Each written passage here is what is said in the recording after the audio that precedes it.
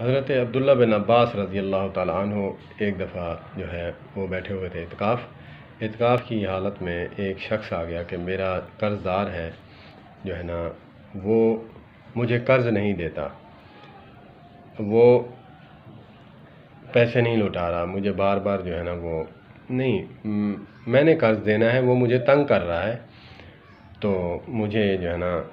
پریشان کر رہا ہے۔ تو جب حضرت عبداللہ بن عباس رضی اللہ تعالیٰ عنہ نے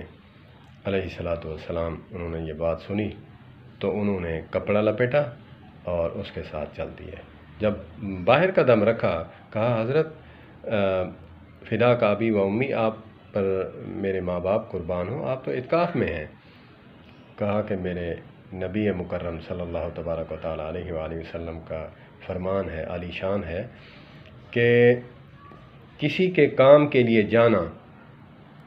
1.5 سال کے اعتکاف ثواب کے برابر ہے۔ تو اسی لیے میں اس حدیث کو مد نظر رکھتے ہوئے میں کام ہو نہ ہو لیکن چل کر جانا جو ہے وہ آپ کا ثواب جو ہے نا وہ لکھا جائے گا، تو وہ چل دیے۔ تو اسی لیے ہم ان باتوں کو جو ہے مد نظر رکھتے ہوئے عبادات بھی کریں۔ وہ عبادت جو ہے وہ اپنے تک محدود ہے، جیسے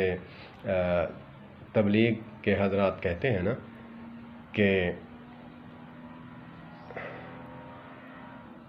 جو بندہ اکیلا جو ہے وہ ذکر اذکار کر رہا ہے یہ قطرہ ہے، اور جو اجتماعیت طور پر دوسروں کی فکر کے لیے بیٹھے گا کہ فلاں کے پاس جانا ہے، فلاں کے پاس جانا ہے، تو یہ سمندر ہے۔ تو اسی لیے اجتماعیت جو ہے وہ اس میں